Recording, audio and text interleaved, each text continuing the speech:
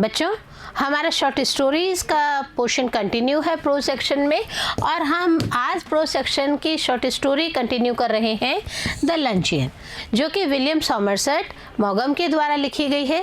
बच्चों, क्या आपको खाने का शौक है? क्या आपके आसपास कोई ऐसा व्यक्ति है जो खाने के लिए अगर उनको बैठा दिया जाए तो वो उठने का नाम ही नहीं लेते हैं? या फिर आपने कभी शादियों में देखा होगा, लोग तो शर्तें लगाते हैं। मैं एक छोटा सा इंसिडेंट सुनाती हूँ बच्चों।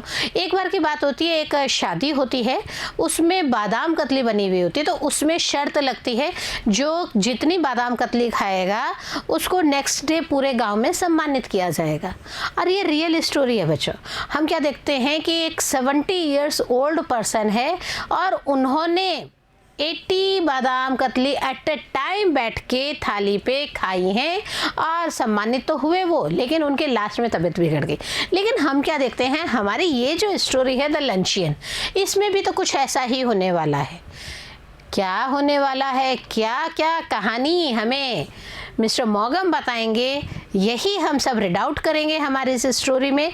But in our first part we are taking about the author and the summary of the story. So let's start बच्चों। सबसे पहले मैं आपको बताती हूँ हमारे ऑथर के बारे में। Hope you all are with me. Ready है ना बच्चों आप? क्यों? क्योंकि जितना एंथुजियाज्म आप में होगा उतना ही आपकी ज़्यादा पढ़ने की कैपेसिटी इंक्रीज होगी। सो let's start. About the author, William Somerset Maugham was born on 25th January 1874 in Paris, France. Paris France में इनका बर्थ हुआ था। 1874 की हम बात कर रहे हैं। आप ये देखिए बच्चों, एट प्रेजेंट अगर आप इनकम सोर्स की बात करते हैं तो हम कह सकते हैं कि इनकम बढ़ रही है। इट्स ओके, हमारे खर्चे भी बढ़ रहे हैं। इट्स ओके, हम महंगाई भी बढ़ रही है। तो ये जो 1874 बॉर्न जो हमारे ऑथर हैं, ये हमें एक ऐसी कहानी बताएंगे जो हमें लगता है कि उस जमाने में भी, उस परिस्थिति में भी ऐसे लोग होते थे क्या। He is a distinguished British author. हम क्या देखते हैं कि ब्रिटिश ऑथर के रूप में इन्होंने बहुत अच्छा काम किया है। He was born in Paris and his childhood was spending in a French speaking society. जब पेरिस में उनका बर्थ हुआ था तो उनका जो स्टार्टिंग चाइल्डहुड जो कैरियर है या जो स्टडीज़ हैं वो हम क्या देखते हैं, फ्रेंच स्पीकिंग सोसाइटी में ही होती है। It means he had full command on French. तो फ्रेंच की कमांड होना इनके लिए बहुत अच्छा होता है। He studied at Heidelberg and at St. Thomas Hospital, London, and qualified as a doctor, but he preferred writing to practicing medicine. हम क्या देखते हैं बच्चों, इससे पहले भी हम एक और ऑथर को कवर कर चुके हैं जिन्होंने मेडिकल के प्रैक्टिस को छोड़कर इसी जो प्रोफेशन है, राइटिंग प्रोफेशन, इसे अपनाया था। इसके अलावा हम एक पोएट, बहुत ही फेमस पोएट हैं जिनकी बहुत ही अर्ली एज में ही डेथ हो जाती है, उनको भी हमने कवर किया था। उन्होंने भी एज ए मेडिकल प्रैक्टिशनर अपना जॉब स्टार्ट किया था, बट लेटर ऑन राइटिंग्स पे आ गए थे। तो हम क्या देखते हैं, मॉगम सर भी राइटिंग्स करते हैं, बट उससे पहले उनके स्टडीज़ जो हैं वो हिडलबर्ग में होती हैं और उसके बाद में सेंट थॉमस हॉस्पिटल में वो अपना डॉक्टरेट पूरा करते हैं। लेकिन उनकी जो प्रेफरेंस होती है वो किसके लिए होती है, मेडिसिन के लिए राइटिंग्स करने की। इट मीन्स जो मेडिकल्स की पढ़ाई करते वक्त जो बच्चे वहाँ पे जो बुक्स पढ़ते हैं उनको लिखने का काम मॉगम सर करते थे। He was among the most popular writer of his era and reputedly the highest paid author during the 1930s. जी हाँ, 1930 की अगर हम बात करें तो हम क्या देखते हैं कि ना सिर्फ ये मोस्ट पॉपुलर ऑथर के रूप में, राइटर के रूप में सबके सामने आए, इनको उस समय सबसे ज़्यादा अगर पैसा मिलता है ऑथर्स को तो उस समय बाकी ऑथर्स को देखते हुए, कंपेयर करते हुए, he secured most of the amount in the 1930s period. उस समय इनको सबसे ज़्यादा हाईएस्ट पेड ऑथर के रूप में माना गया था। Mogam has an amazing skill for revealing with a few touches a situation and the essentials of a character, and his stories are told with a lucidity and an economy of words which are the marks of a supreme craftsman. हम क्या देखते हैं, मॉगम की जो quality है उसके बारे में अगर हम बात करते हैं तो मॉगम जो है उनके पास में एक अमेजिंग स्किल होती है। वो ऐसी कुछ ही चीज़ों को टच करते हुए भी उन सिचुएशंस को, उन करेक्टर्स को, कुछ एक एसेंशियल करेक्टर्स को ही लेते हैं अपने स्टोरी में और उन्हीं के द्वारा इतना स्पष्ट रूप से, ल्यूसिडिटी मीन्स स्पष्टता से, इतने स्पष्ट रूप से अपने शब्दों को भी इकोनॉमिकली यूज़ करते हैं। सबसे बड़ी खासियत क्या है, अपने शब्दों को भी इकोनॉमिकली यूज़ करते हुए वो अपनी बात को लिखने के बहुत बड़े माहिर होते हैं। कहने का मतलब यह है कि कम शब्दों में लेकिन सार्थक बात इनके द्वारा लिखी जाती है। अपने स्टोरी में कैरेक्टर्स भी कम से कम इंक्लूड करते हैं और कम से कम सिचुएशंस को टच करते हैं। हम कई बार क्या देखते हैं कि कई लोग तो बहुत ज़्यादा सिचुएशंस को लेते हुए अपनी स्टोरीज़ को लिखते हैं। कभी वो एक खेत की बात करेंगे, कभी वो फार्म हाउस की बात कर रहे हैं, कभी वो गार्डन की बात कर रहे हैं। I am giving an example कि एक ही जगह के लिए वो अलग अलग नाम, अलग अलग चीज़ों को यूज़ करते हुए करते हैं, कई सारे कैरेक्टर्स इंक्लूड कर देते हैं, बट इनकी खासियत थोड़ा सा डिफरेंट थी।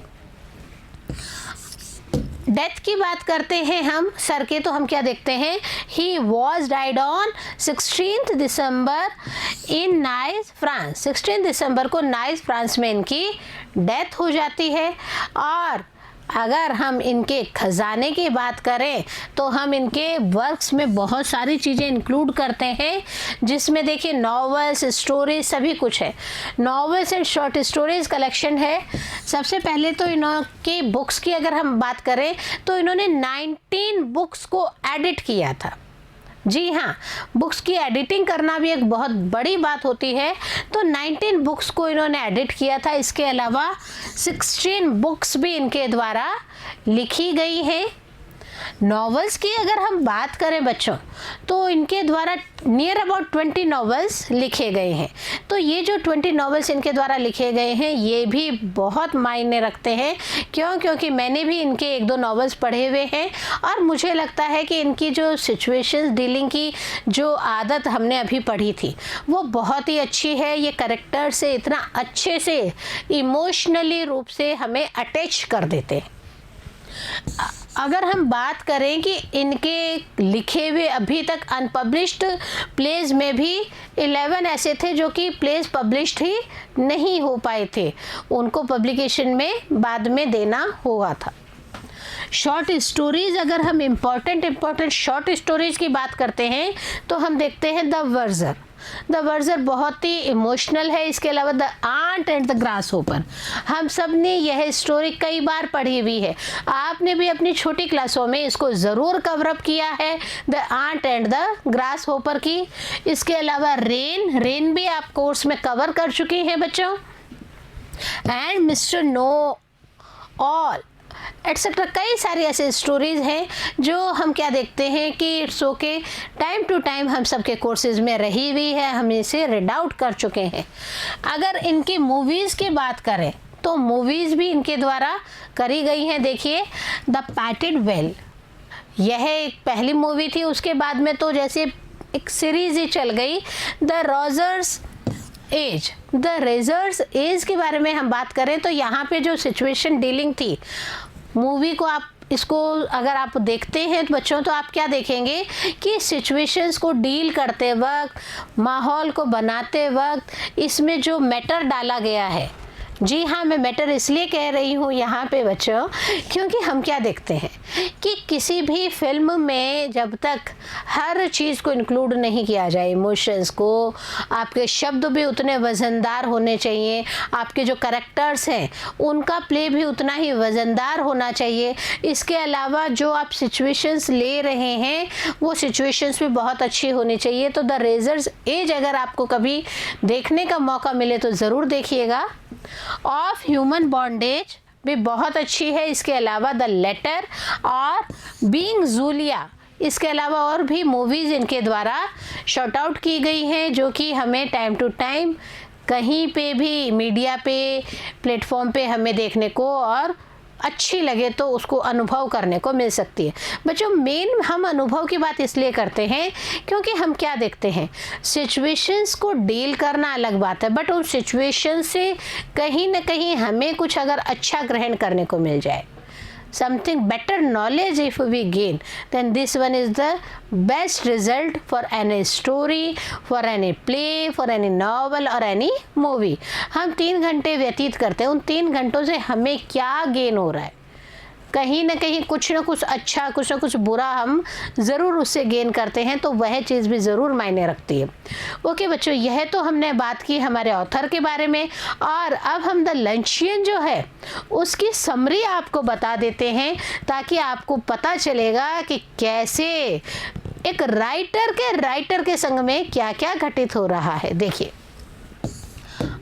The story The Luncheon by William Somerset Maugham is a story full of humor and irony। यहाँ पे हम ह्यूमर और आयरनी का यूज़ करते हुए इस स्टोरी को लिखा गया है हमारे ऑथर के द्वारा। तो ये क्या क्या ह्यूमर और क्या क्या आयरनी यूज़ की गई है, इसी को तो हमें पढ़ना है। It also threw light on the emotional heart of writer for which he befooled by a glutton lady। हम क्या देखते हैं कि ज़्यादा इमोशनल भी नहीं होना चाहिए। इट मीन्स ज़्यादा आप अगर किसी से इमोशनली कोई चीज़ के लिए कर लेते हैं तो लोग, दुनिया जो है वो आपको मूर्ख बनाती रहती है। सी इन दिस स्टोरी, यहाँ पे भी तो यही हो रहा है। हम क्या देखते हैं कि ये जो स्टोरी है एक ऐसे राइटर के बारे में है जिसका हार्ट बहुत ही इमोशनल होता है, और इसी की वजह से उसे मूर्ख बना दिया जाता है एक ग्लटन लेडी के द्वारा।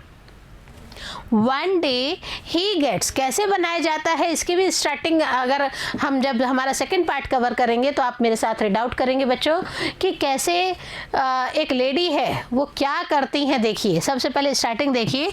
One day he gets a letter from some of his female admirer and he also replies thanking her for her appreciation.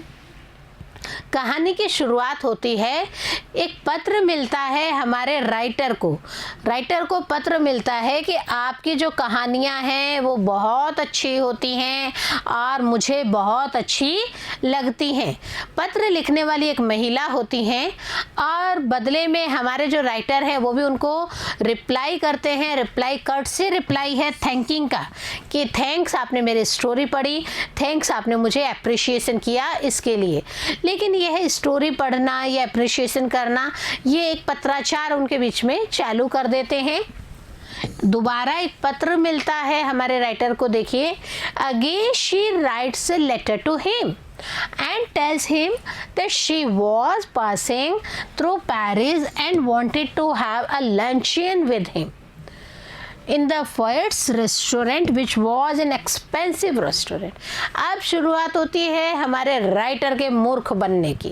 जी हाँ, हम क्लियर कट कहते हैं बच्चों कि मूर्ख कैसे बनाया जाता है, इस लेडी से कोई पूछे। देखिए, एक बार की बात होती है, वह लेडी दोबारा एक पत्र लिखती है राइटर को और उन्हें कहती हैं कि मैं पेरिस से गुजर रही हूँ, मेरे को कहीं यात्रा पे ट्रैवलिंग कर रही हूँ, मैं पेरिस से गुजर रही हूँ और मैं आपके साथ में एक लंच लेना चाहती हूँ। लंचियन, एक लंच लेना चाहती हूँ। लंच भी कहाँ पे लेना है ये भी बता रही हैं। फॉयट्स रेस्टोरेंट में मैं आपके साथ लंच लेना चाहती हूँ। राइटर को ये बात पता होती है बच्चों कि फॉयट रेस्टोरेंट तो बहुत ही महंगा, जी हाँ, बहुत ही महंगा रेस्टोरेंट होता है वह। He has only 80 francs in his hands and the full month to spend, but he gave his consent। अब राइटर जो है वो अपनी पॉकेट को तलाशते हैं, अपनी पॉकेट की तांग झांक करते हैं और वो क्या देखते हैं कि मेरे पास तो सिर्फ 80 फ्रैंक्स ही हैं और अभी तो मुझे पूरा महीना चलाना भी है। बट फिर वो क्या सोचते हैं, इट्स ओके, लेडी है, कितना खाना खाएंगी, ज़्यादा तो खाएंगे ही नहीं। और कहीं ना कहीं पता नहीं किस भाव से हमारे ये जो राइटर महोदय हैं कि छोटी सी एक गेट टुगेदर होगी, हो सकता है वो सिर्फ कोल्ड कॉफ़ी से ही अपना काम चला ले, हो सकता है एक छोटे से स्नैक्स से वो अपना काम चला ले। और इस तरह से जो राइटर हैं वो 80 फ्रैंक्स पूरा महीना बाकी होते हुए भी कंसेंट कर देते हैं कि it's okay, you will come and we will take a lunch at Foyt's restaurant. होता क्या है, लंच की भी तो बात है ना। She comes at the appointed time and they both go to restaurant to have lunch. होता क्या है, जो फिक्स दिन फिक्स टाइम बताया गया होता है, लेडी तो को तो वैसे ही पेरिस से निकल रही थी वो तो उसी फिक्स टाइम पे वो हमारे राइटर से मिलती हैं और राइटर से मिलने के बाद में दोनों जने लंच लेने के लिए रेस्टोरेंट निकल पड़ते हैं। During the lunch, she asks costly dishes one by one, and the writer becomes helpless to tolerate everything. अब मज़ेदार बातें क्या होती है बच्चों, जो लेडी ये कहती है कि मैं ज़्यादा नहीं खाती, मैं एक टाइम में एक ही चीज़ लेती हूँ, दूसरी चीज़ नहीं खाती, वो लेडी लंच के टाइम में कॉस्टली डिशेज़, बहुत महंगे खाने के आइटम्स को पसंद करती है और उन्हें ही ऑर्डर करती हैं। हम क्या देखते हैं कि हमारे राइटर महोदय तो बिल्कुल हेल्पलेस हो चुके हैं। क्यों? क्योंकि अब होटल में आके अनजान लेडी को क्या कहेंगे कि इट्स ओके, आप मत खाइए, इट्स ओके, आप कम खाइए, इट्स ओके, आप इतना कम से कम कॉस्टली डिशेस के लिए तो मत ऑर्डर कीजिए। बट ऐसा कुछ नहीं होता। राइटर महोदय वहाँ पे बिल्कुल हेल्पलेस सिचुएशंस में बैठे होते हैं। First he thinks how he will pass his month, but later on he thinks how will be able to pay to bill. पहले तो वो लंच टाइम में बैठे हैं लेडी के साथ, इट्स ओके, वो ऑर्डर कर रही है, लेकिन हम क्या देखते हैं कि पहले तो हमारे जो राइटर हैं उनके दिमाग में यही उथल पुथल चल रही होती है, अरे मैं पूरा महीना बाकी है, इस पूरे महीने को कैसे बिताऊंगा, क्योंकि ये इतना कॉस्टली डिशेस ऑर्डर कर रही हैं, पता नहीं क्या होगा। उसके बाद में धीरे धीरे आता है, अरे पूरा महीना तो दूर की बात है, पहले तो मैं इस होटल में आया हुआ हूँ, इस लंच का जो पेमेंट है, इस लंच का जो बिल है, वो मैं कैसे चुका पाऊंगा। यही उनके दिमाग में सबसे बड़ी उथल पुथल मचा देता है। Anyhow, it's okay. Anyhow, he pays the bill and the rest he deposits as the tip of the waiter.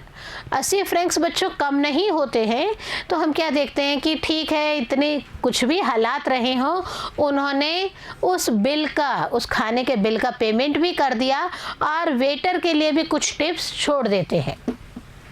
But his revenge fulfills after 20 years, when the lady again comes before him, but now she weighs 21 stone.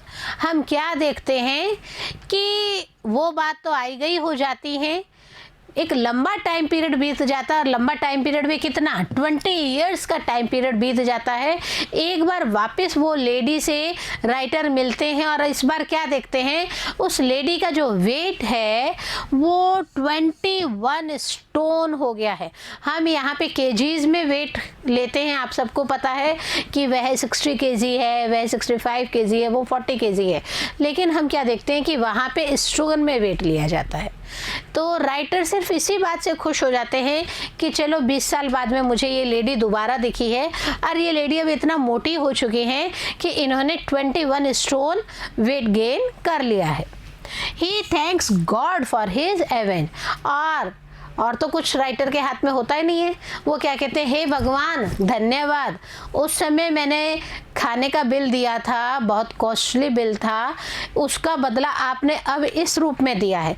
तो ये एक छोटी सी लेकिन मज़ेदार story है बच्चों, जिसमें हम क्या देखते हैं कि कैसे एक लेडी हमारे राइटर को मूर्ख बना जाती हैं और खूब सारा महंगे रेस्टोरेंट में खाना ले जाती हैं, जबकि कहती हैं सिर्फ और सिर्फ एक ही आइटम खाती हूँ और जो कुछ खाती ही नहीं हूँ। तो ये बहुत ही मज़ेदार स्टोरी है जो हमें पढ़ने में बहुत मज़ा आएगा बच्चों। मिलते हैं हम हमारे नेक्स्ट पार्ट में स्टोरी एक्सप्लेनेशन के साथ। तब तक बच्चों बिंदु के साथ पढ़ते रहें और आगे बढ़ते रहें।